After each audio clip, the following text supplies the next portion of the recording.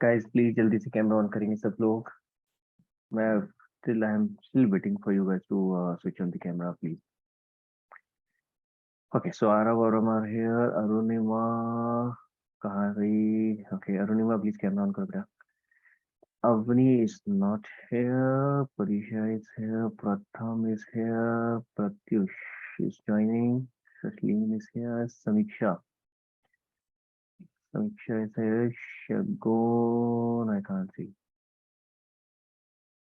Okay, Shagun. Snigdha is also not here.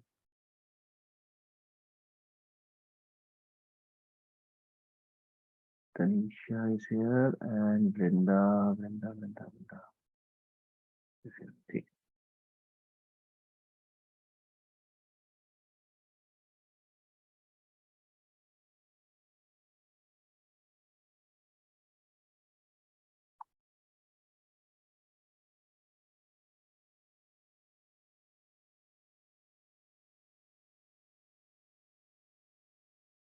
हाँ जी guys. समीक्षा बेटा अपना प्लीज कैमरा ऑन करो।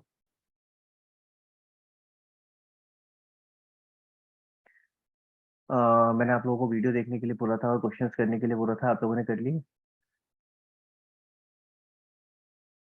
हाँ जी,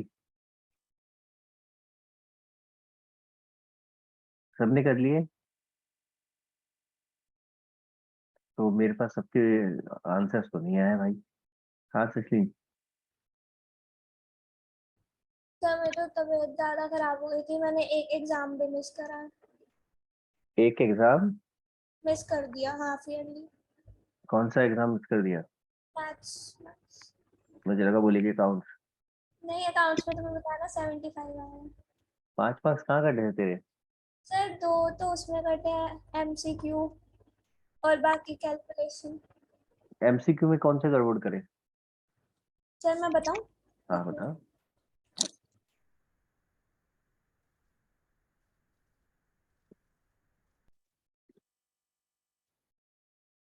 हाँ परीक्षा तब तक आपसे पूछते हैं।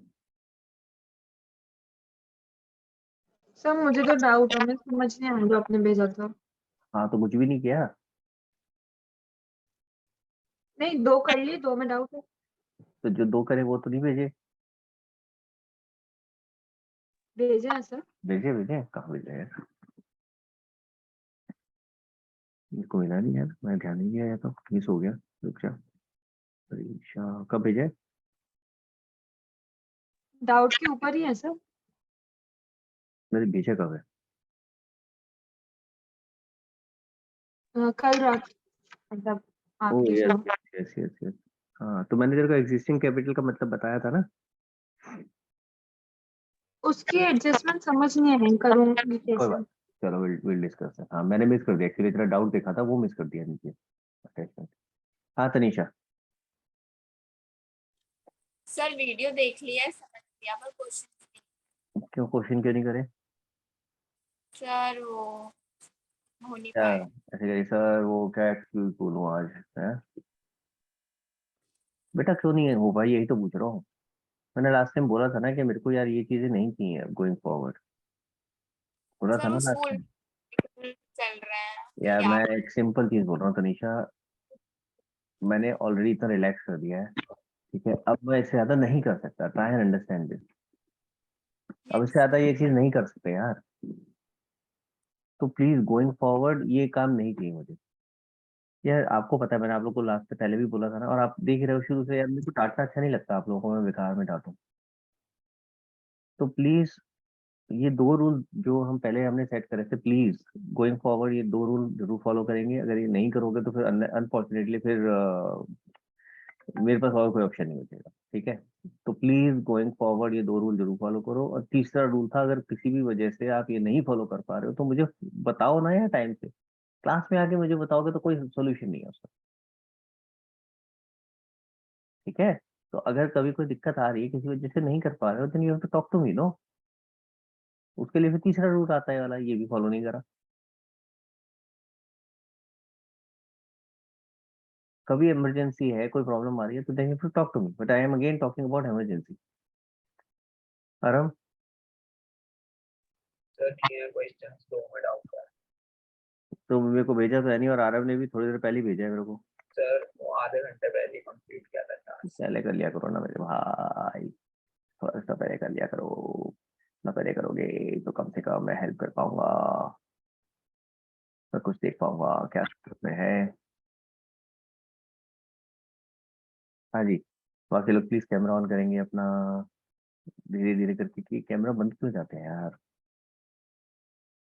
आरव मेरे भाई, आज आईपैड किसके पास है सर आज? आरव के पास है। तो आईपैड तो ऑन कर ले भाई।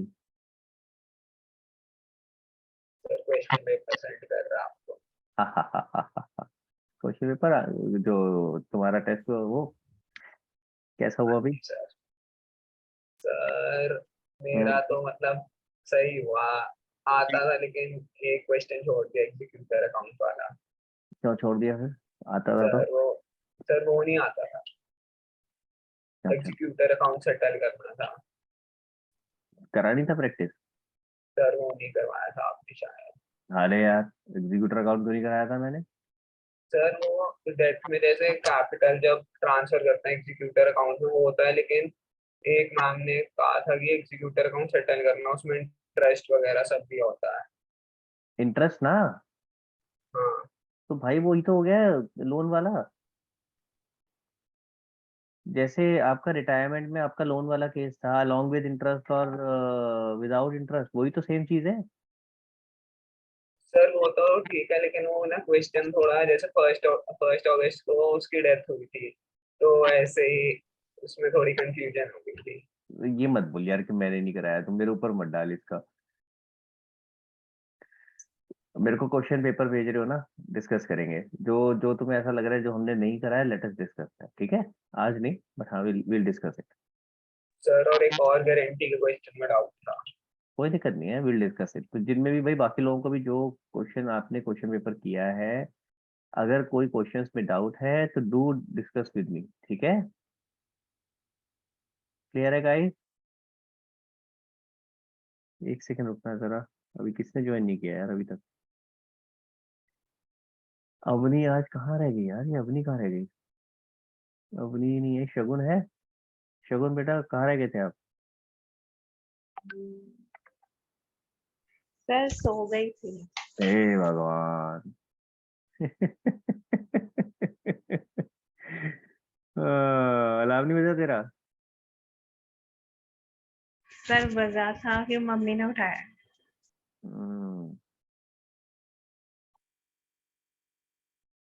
ओके, चलो। तो हम लोग शुरू करते हैं भाई अपनी क्लास को। सर मैं बताऊँ क्वेश्चन? हाँ सचिन, जल्दी से बताइए, जल्दी से। सर एक तो होता कि गुडविल का फॉर्मूला लिखना है, कैपिटलाइजेशन और एवरेज प्रॉफिट मेथड। मैंने वो लिखा था average profit into 100 by NRR minus normal profit into 100 by NRR. तो मैम ने काट दिया, मैम कह रही बुक वाला लिखो। बुक वाला क्या है?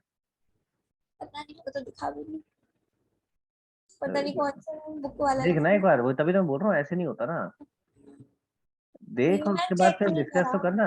देख सी, माय ओनली पॉइंट इज, पहली चीज ओके, तो ये थोड़ी ना कि अगर मान ले बुक में ए प्लस बी ब्रैकेट में लिखा है प्लस सी लिखा हुआ है अलग से, तो आपको बिल्कुल एज इट इज लिखना है। अगर मैं ए प्लस बी प्लस सी दूं तो बात तो सेम ही है ना।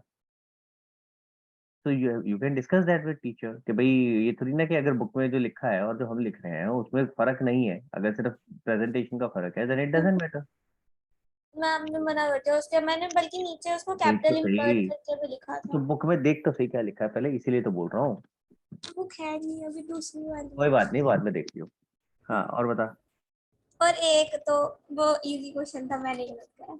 क्या गलती नेम क्या हुई? The name the account which is open to credit the share of profit of the deceased partner till the time of his death to his capital account। हम्म, मैंने PNL एग्जीक्यूटर अकाउंट करा, ये sorry executor account है, partners executor account, मैं ये PNL सोच रहा हूँ ये नया नया अकाउंट आ गया, पीएनएल एग्जीक्यूटर अकाउंट। नहीं नहीं, पार्टनर एग्जीक्यूटर अकाउंट लिखा था, बट PNL सस्पेंस अकाउंट लगना था। हम्म, और बाकी पर मेरा इश्यू ऑफ डिवेंचर भी आया था, वो मैंने सही करा है। वो मैं बस थोड़ा थोड़ा पढ़ के गई थी, बट वो इजी आया था तो वो हो गया। और कैलकुलेशन मिस्टेक कहाँ पे करी? वो मैंने उसमें शेयर वाले में ही कर लिया। 8 मार्क्स इशू ऑफ शेयर में कटा, उसमें कैलकुलेशन की गलती थी, एंट्री सही थी। और बाकी बैलेंस शीट तो मेरी सही मैच हो गई थी। एक वो था रियलाइजेशन अकाउंट बनाना है, उसका टोटल गलत आया था, तो उसमें 2 मार्क्स कटे। तो अब ये चीजें ध्यान रखो भाई, जहां भी गलतियां हो रही हैं, जो मार्क्स आपके कट रहे हैं ना, उसका रीजन समझो क्या गलती हो रही है और किस वजह से कट रहे हैं। खास करके जिन बच्चों का पेपर छूट रहा है, अगर आपका पेपर छूट रहा है तो एक सबसे सिंपल चीज है, आप लोग बिल्कुल भी अपना टाइम मैनेज करके नहीं चल रहे हो। ठीक है, don't, there is no point in just grieving about कि सर पेपर बहुत लेंदी था। अगर किसी का भी पेपर पूरा नहीं हुआ then I can go with you, but अगर किसी एक बच्चे का भी हुआ ना, इसका मतलब पेपर हो सकता था, हम थोड़ा सा कुछ ना कुछ लैक करें। ठीक है, तो just think about it in that manner. और इसमें सिंपल 2 रीजन होते हैं पेपर छूटने के। या तो आपकी तैयारी पूरी अच्छी तरीके से नहीं है, जिसका मतलब क्या हुआ कि आपको क्वेश्चंस को पढ़कर कैसे करना है सोचने में टाइम लगा। या दूसरा, आप मूव ऑन नहीं करें, आप अटक गए किसी क्वेश्चन, किसी एक क्वेश्चन पे अटक गए और उसी पे टाइम लगा दिया। तो मैंने उसके दोनों के तरीके आपको क्या बताए हैं। 1-1 घंटे बाद अपना रिव्यू करो कितना पेपर हुआ है। 1 घंटे में 30 मार्क्स का पेपर हो जाना चाहिए। अगर नहीं हुआ है, you have to increase your speed and move on. That's an indicator कि अगर नहीं हुआ इसका मतलब आप पीछे चल रहे हो। आप ये क्लियरली माइंड में फोकस रखो फिर उसके बाद। ठीक है, तो ये एक आदत डालनी पड़ेगी। This is something which you have to create a habit. Automatically नहीं होगा कि हाँ मैं बोर्ड में जाके 1-1 घंटे बाद देख लिया करूंगा, अभी तो काम चल जाएगा, ऐसे नहीं होने वाला। समझ आ रहा है मैं क्या कह रहा हूँ? इसको आपको एक हैबिट बनानी पड़ेगी।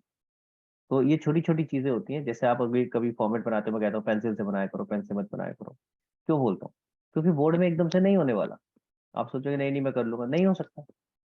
These are small things which you do in a daily life, then only it becomes a habit. तभी आपका ऑटोमेटिक हाथ चलता है कि मैं जल्दी से पेंसिल उठाऊं। नहीं तो वो आप पेन से ही बना दोगे वहां भी, और फिर उसी चीज के मार्क्स कट जाएंगे, फिर आप कहोगे यार मेरे मार्क्स क्यों नहीं आए। तो इससे थोड़ी ये चीजें ना आप धीरे धीरे करके हैबिट में लाना शुरू करो। चलो गाइस, तो let's start without wasting much time. मैं स्क्रीन शेयर कर रहा हूँ आप लोगों के साथ, और मैं चाहता हूँ आज कौन पार्टिसिपेट करेगा ये बताओ जल्दी से। कौन मेरे साथ डिस्कशन में आएगा? ओके, परीक्षा के साथ करते हैं। हाँ परीक्षा कुछ कह रही है, डाउट पूछ रही है या? मुझे डाउट था। हाँ, अब तो मैंने पकड़ लिया तेरे को, चल। हाँ परीक्षा बता। आप मुझे उसकी एडजस्टमेंट बता दीजिए एक बार, जो मैं डाउट दे रहा था एग्जिस्टिंग कैपिटल वाली। आ रहा हूँ, उस पर भी करेंगे डिस्कस, चिंता क्यों कर रही है? पहले बेसिक कॉन्सेप्ट तो बता दूं। ओके, कोई ऐसा जिसने वीडियोस नहीं देखे हैं, जो वीडियो भेजा था वो नहीं देखा है? एनीवन? हाँ प्रत्युष।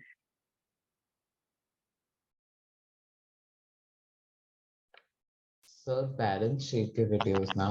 हाँ बैलेंस शीट वाला वीडियो। सर मैंने पूरा नहीं देखा था, आधा देख लिया था। तेरा पेपर कैसा हुआ? आज ही था ना? आज था। अच्छा क्या? पेपर छूटा उटा तो नहीं? नहीं, कुछ छूटा नहीं। चलो गुड यार, मेरे को सुन के बड़ा थोड़ा रिलीफ सा मिला, क्योंकि ये पेपर छूटने वाला काम बड़ा गंदा हो जाता है यार। शगुन सर मैंने नहीं देखी वीडियो, क्यों? सर पता नहीं था सर। यार पता क्यों नहीं था? तू कैसी कैसी बातें करती है शगुन? कहाँ थी तू सर लास्ट क्लास टाइम? पे, सर क्लास मैंने 5 o'clock छोड़ दी थी, लीव कर दी थी ओहो, लास्ट। तेरा वो अपलोड नहीं करी मैंने क्लास, अरे यार। मतलब मैं भी इसमें, मेरी भी गलती हो गई है। So I am also part of it. चल कोई बात नहीं, मैं अभी करता हूँ उसके साथ डिस्कस, और फिर उसके बाद अपलोड भी करता हूँ। ठीक है, तो अब थोड़ा फोकस करना मैं क्या कर रहा हूँ, उसके बाद अगर जरूरत पड़ेगी तो एक और वो वाला वीडियो देख लेना। ठीक है, वीडियो तो मैंने डाला हुआ है ग्रुप पे, मैंने टैग भी किया था कल। Yes sir. चलो, हाँ जी गाइस, तो जल्दी से कोशिश करते हैं समझने की। पहले जरा एक बार कॉन्सेप्ट समझते हैं किस तरीके से। और उससे पहले एक काम करता हूँ मैं ना, एक आपको बैलेंस शीट का एक काम करोगे? आरव एंड आरव, आप लोगों को बैलेंस शीट वाला मैंने वो भेजा हुआ है ना, बुक 3 का जो पहला चैप्टर है, उसके नोट्स भेजे थे, जरा जल्दी से ग्रुप पे डालो। जल्दी से ग्रुप पे डालो, एक जना कोई भी डाल दो, दोनों मत डालना।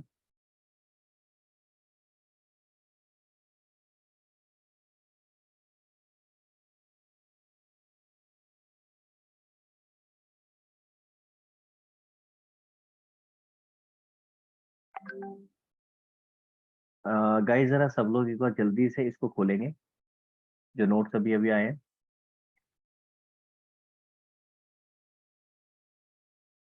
एंड सिर्फ पहला पेज देखेंगे, फर्स्ट पेज है जो अपने को जरूरत है, ठीक है।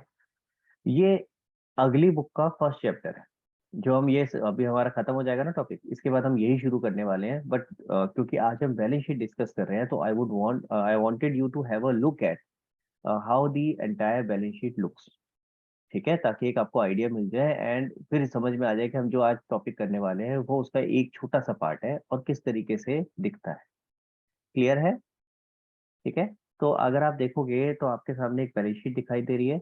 बैलेंस शीट थोड़ी अजीब सी लग रही होगी क्योंकि अभी तक ऐसी हमने बैलेंस शीट नहीं बनाई है, ठीक है। अगर आप मेन फर्क देखोगे तो क्या क्या फर्क है। पहले बैलेंस शीट ऐसे हुआ करती थी, टी शेप में, इसको क्या बोलते हैं, टी शेप में, है ना। एक तरफ एसेट होता था, एक तरफ लाइबिलिटी होती थी, है ऐसे ही होता था। एक तरफ एसेट, दूसरी तरफ लाइबिलिटी, ऐसा सब कुछ होता था, टी शेप में होती थी, है ना। तो पहले बैलेंस शीट टी शेप में होती थी, अब बैलेंस शीट टी शेप में होती है, उसको क्या कहते थे, हॉरिजॉन्टल। तो वो हॉरिजॉन्टल होती थी, अब ये क्या हो गई है, वर्टिकल, यानी एक के नीचे एक। समझ में आया? तो पहले लेफ्ट साइड में लाइबिलिटीज और राइट साइड में एसेट होता था, अब इसमें क्या हो गया, ऊपर लाइबिलिटीज और नीचे एसेट। देख रहे हो फर्क थोड़ा सा? ठीक है, तो एक तो ये फर्क हो गया प्रेजेंटेशन में। दूसरा फर्क क्या हो गया, लाइबिलिटीज का नाम चेंज करके हो गया इक्विटी एंड लाइबिलिटी। लाइबिलिटीज का नाम चेंज करके क्या हो गया, इक्विटी एंड लाइबिलिटी, ठीक है। और तीसरा फर्क हो गया, यहाँ कुछ स्पेसिफिक हेडिंग्स और सब हेडिंग्स आ गई। आप जितनी ही बोर्ड में देख रहे हो सारी की सारी क्या है, हेडिंग्स, और जो उसके नीचे देख रहे हो सब क्या है, सब हेडिंग। फॉर एग्जाम्पल, आप अगर बोर्ड में देख रहे हो share holder fund, share application, money pending allotment, non current liability, current liability, non current asset, ये सारी क्या है, हेडिंग्स। और उसके अंदर जो है वो क्या है, सब heading, share capital, reserve and surplus, money received against share warrant, so and so fourth. Clear हो गया गाइस? समझ में आया? तो वो सारी की सारी क्या हो गई, सब हेडिंग। तो यहाँ पे क्या हो गया है, कंपनी के केस में ये स्पेसिफिक हेडिंग्स और सब हेडिंग्स हैं। आपको इन्हीं हेडिंग्स और सब हेडिंग्स को लिखना है, और जो भी आपके एसेट्स या लाइबिलिटीज हैं वो इसके अंदर क्लासीफाई करना है। पार्टनरशिप में तो हम जैसे मर्जी ऊपर नीचे लिख देते थे, कोई ऑर्डर मैटर नहीं करता था, है ना। कैश, बैंक, कहीं भी लिख दिया ऊपर नीचे, डेटर, सारे एसेट है, एसेट में ऊपर नीचे कहीं भी लिख दिया। हमने पढ़ा जरूर था कि दो तरीके से लिख सकते हैं, एक लिक्विडिटी फॉर्म में, याद है, कि जिसमें आप जो भी आपका जल्दी सेल हो सकता है उससे स्टार्ट करते हो एंड देन फिक्स एसेट्स की तरफ जाते हो, या वाइस वर्सा कर सकते हैं, पहले फिक्स एसेट्स वगैरह लिख दिए थे, उसके बाद करंट एसेट्स लिखते हैं। हमने 11th में सीखा जरूर था कि दो ऑर्डर में लिख सकते हैं, लेकिन बहुत ज्यादा स्ट्रिक्टनेस हमने कभी फॉलो नहीं करी उस चीज को लेकर के। प्लस उस ऑर्डर में भी लिख रहे हैं तो पहले कैश आएगा, बैंक आएगा, कोई इतना ज्यादा स्ट्रिक्टनेस नहीं था। क्लियर?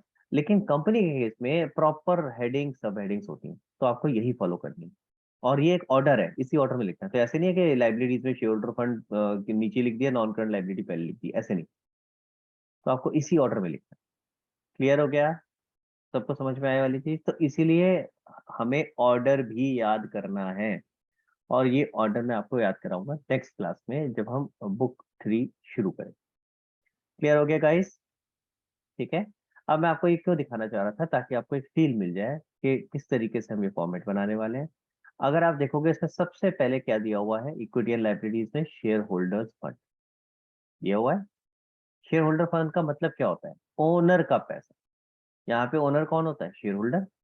तो जो शेयर होल्डर है, जो ओनर है, उसने जो पैसा लगा रखा है कंपनी के अंदर, वो इसके अंदर आता है, शेयर होल्डर्स फंड, जो ओनर को बिलोंग करता है। क्लियर हो गया? अब इसमें पैसा किस किस तरीके से लगा हो सकता है उसका, एक तो शेयर कैपिटल की फॉर्म में, भाई उसने जो शेयर्स खरीदे उसके लिए जो पैसा दिया वो हो सकता है, ठीक है।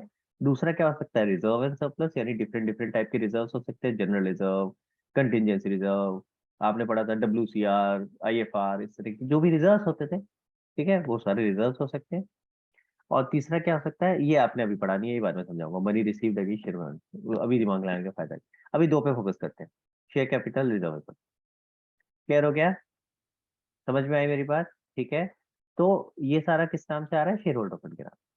अभी हम इश्यू ऑफ शेयर्स का चैप्टर कर रहे हैं, और इश्यू ऑफ शेयर्स के चैप्टर में हमें यही चीज समझनी थी बस, कि शेयर होल्डर फंड कैसे दिखाई देता है और उसके अंदर क्या फर्दर सब हेडिंग आती है, शेयर कैपिटल और रिजर्व एंड सरप्लस।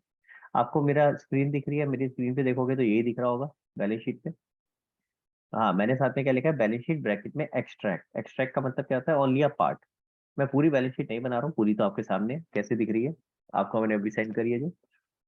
तो उसमें तो आपको इक्विटी लायबिलिटीज में बड़ी सारी चीजें हैं और इसके बाद एसेट्स भी है, तो हम पूरी नहीं बना रहे हैं, हम सिर्फ एक्सट्रैक्ट बना रहे हैं। क्लियर हो गया? सबको समझ में आया?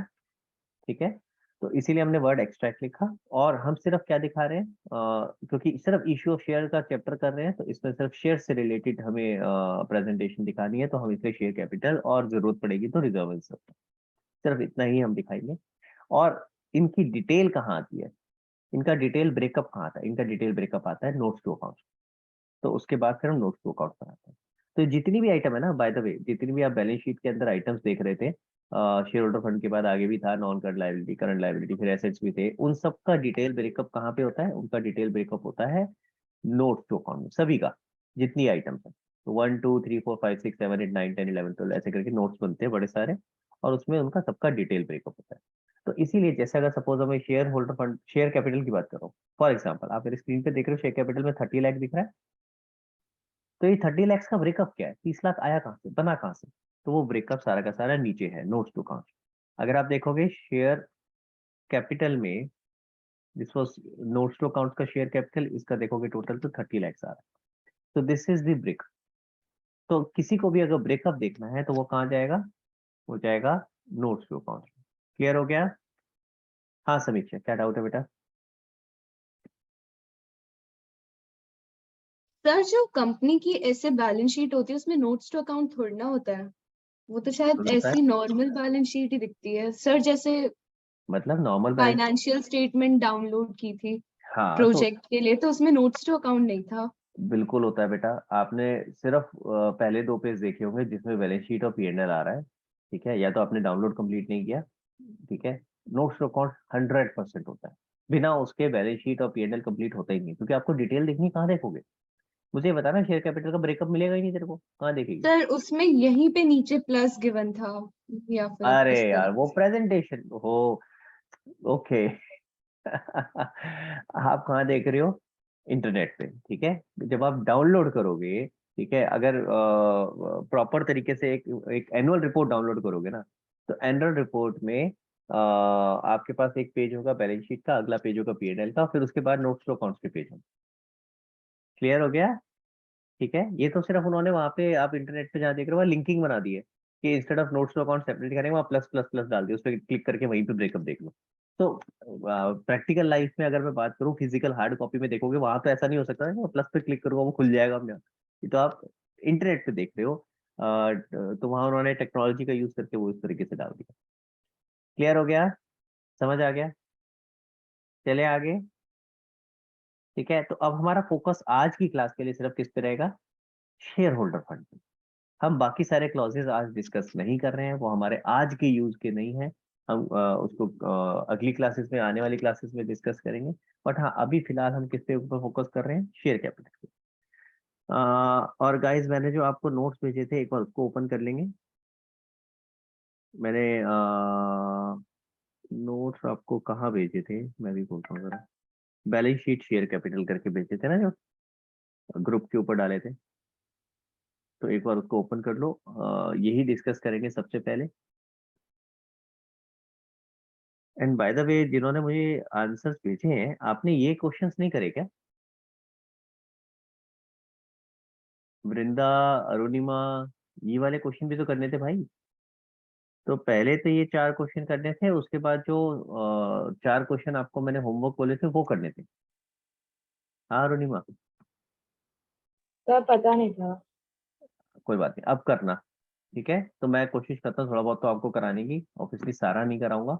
तो जो बचेंगे वो आपने होमवर्क में करने हैं अभी। ठीक है, तो आपको ये क्वेश्चंस करने हैं, 4 क्वेश्चन, और जो 4 क्वेश्चन आपके बुक के थे वो आपको करने। क्लियर है? ठीक है, तो जरा डिस्कस करते हैं। सबसे पहले एक बार स्क्रीन पे देखते हैं, मैं मोटा मोटा पहले आपको बता देता हूँ कि इसमें ब्रेकअप किस तरीके से होता है, एंड उनका क्या क्या मतलब होता है। तो अगर आप देखोगे बैलेंस शीट में मैंने क्या लिखा है, इक्विटी एंड लायबिलिटीज। ठीक है, इक्विटी लायबिलिटीज के अंदर पहला आ गया शेयर होल्डर फंड एंड उसका फर्दर सब हेडिंग आ गई शेयर कैपिटल। शेयर कैपिटल के आगे लिखा है नोट नंबर 1। इसका मतलब अगर मुझे इसका ब्रेकअप देखना है, जो भी अमाउंट है उसका ब्रेकअप देखूंगा तो कहाँ जाऊंगा, नोट्स टू अकाउंट्स में नोट नंबर 1 पे दिख रहा है। आई बात समझ में? तो इसका ये मतलब होता है। इसी तरह से अगर आप देखोगे रिजर्व एंड सरप्लस, उसके आगे लिखा है नोट नंबर 2। तो अगर मेरे को रिजर्व एंड सरप्लस का ब्रेकअप देखना है तो कहाँ जाऊंगा, नोट नंबर 2 पे। Are you with me? सबको समझ में आ रहा है? तो इसी तरह से आगे फर्दर और भी होते हैं ना, जब non current liability, current liability, उनमें भी फर्दर सब हेडिंग्स होती है। उसके आगे 3 4 5 6 7 8 9 10 11 12 ऐसे करके सबके नोट नंबर डले होते हैं, और आपको उनका रिस्पेक्टिव ब्रेकअप देखना, सीधा उस नोट नंबर पे जाओ, काम खत्म।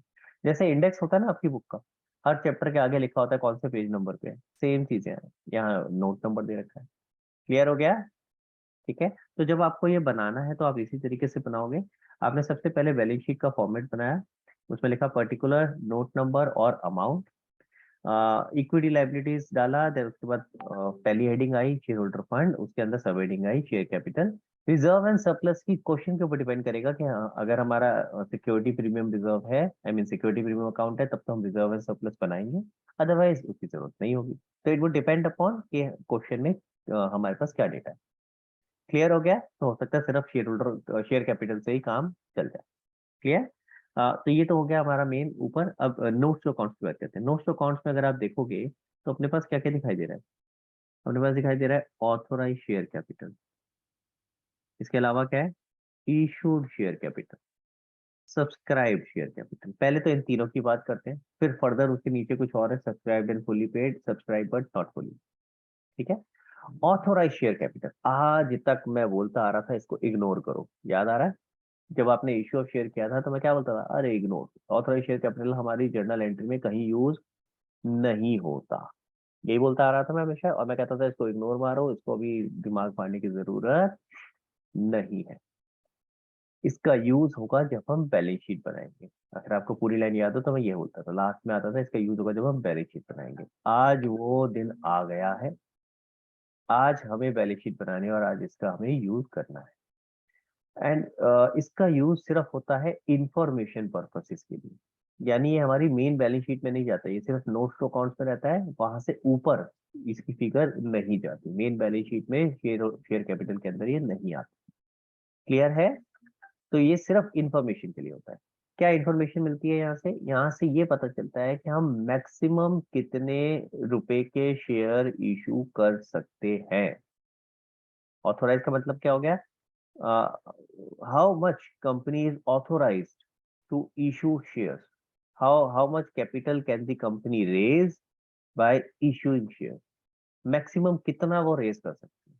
और ये कहाँ से पता चलता है? अगर आपको याद हो, मेमोरेंडम ऑफ एसोसिएशन आप इशू करते हो, जब कंपनी फॉर्म होती है तो उस समय एक बनता है मेमोरेंडम ऑफ एसोसिएशन, एमओए। उस एमओए के अंदर एक क्लॉज होता है कैपिटल का, जिसके अंदर आप बताते हो कि भाई कंपनी कितना मैक्सिमम कैपिटल रेज कर सकती है, वहां से ही फिगर आती है। क्लियर हो गया? समझ पे आया? तो ये ऐसा नहीं है अपनी मर्जी से जो मर्जी लिख दिया, नहीं, ये आपने पहले ही जब एमओए बनाया होता है उसके अंदर लिखा होता है। क्लियर? तो ये मैक्सिमम है। क्या सर इसको हम और इंक्रीज नहीं कर सकते? कर सकते हो, पर उसका एक प्रोसेस है पूरा, आपको पहले रेजोल्यूशन वगैरह पास करने पड़ेंगे। पढ़ा होगा बीएससी में, स्पेशल रेजोल्यूशन, ऑर्डिनरी रेजोल्यूशन पढ़ा है? पढ़ा है किसी ने? नहीं पढ़ा है?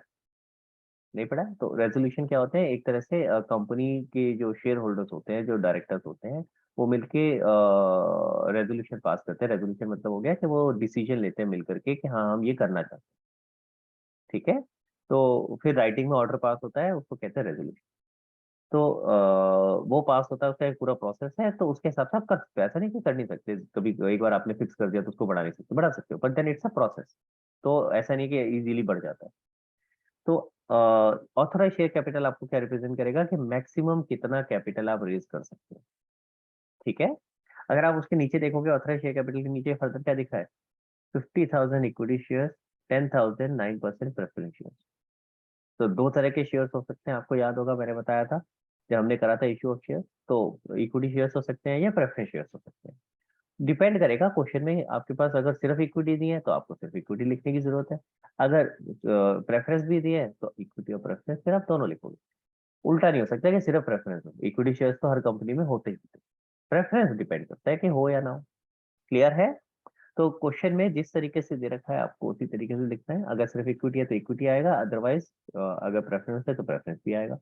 आप अगर ध्यान से देखो कैसे लिख रहा हूँ मैं, पहले नंबर ऑफ शेयर 50,000, फिर उसका नेचर आया इक्विटी शेयर्स ऑफ ₹100 ईच। ये 100 क्या होता है? Nominal value. यहाँ हमेशा नॉमिनल वैल्यू आती है, याद करो शेयर कैपिटल में हमेशा नॉमिनल वैल्यू आती थी। तो आपने 100 रुपए का शेयर चाहे 100 पे ही इशू किया है चाहे 120 पे इशू किया है, यहाँ क्या आएगा? 100 रुपए। क्लियर हो गया? ठीक है, तो ये याद रखना है। वो 20 रुपए कहाँ जाएगा? सिक्योरिटी प्रीमियम अकाउंट, जो कि आप अलग से बनाओगे रिजर्व सरप्लस में लिखे। तो क्लियर? चल सकते हैं आगे? यहाँ तक किसी को कोई डाउट? ठीक है, तो ये क्या आ गया? ऑथराइज। तो याद रखना अभी तक जो आता था लिखा हुआ कि ऑथराइज शेयर कैपिटल क्वेश्चन के अंदर जिसको इग्नोर करते थे वो यहाँ आएगा। तो फॉर एग्जांपल इस केस में जो मैं अभी एक केस दिख रहा हूँ, 50,000 equity shares company maximum issue कर सकती थी 100 रुपए के हिसाब से। तो यानी टोटल कितना कैपिटल रेज कर सकती है? 50,000 इंटू 100 यानी 50 लाख। तो हमने आगे कॉलम में लिख दिया 50 लाख। इसी तरह 10,000 9% प्रेफरेंस शेयर्स इशू कर सकती है ऑफ ₹50 ईच।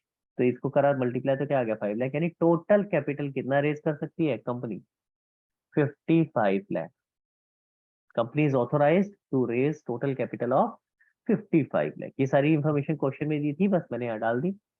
ये 55 लाख ऊपर कहीं नहीं जाएगा, ये आपका मेन बैलेंस शीट में कहीं नहीं आएगा, ये सिर्फ यही नोट्स टू अकाउंट्स तक रहेगा, इसका यूज यहीं तक। ठीक है, क्लियर? अब आगे बढ़ते हैं। अगला पॉइंट क्या है? Issued share capital. Issued share capital का मतलब क्या होता है? तो ऑथराइज हो गया मैक्सिमम कितना इशू कर सकती है। इशूड का मतलब हो गया कि उसने एक्चुअली कितना इशू किया, यानी ऑफर किया पब्लिक को। इशू याद है? इशू वर्ड आता था, तो इशू का मतलब क्या होता था? ऑफर्ड। हम ऑफर्ड का यूज क्या करते थे अभी तक? प्रथम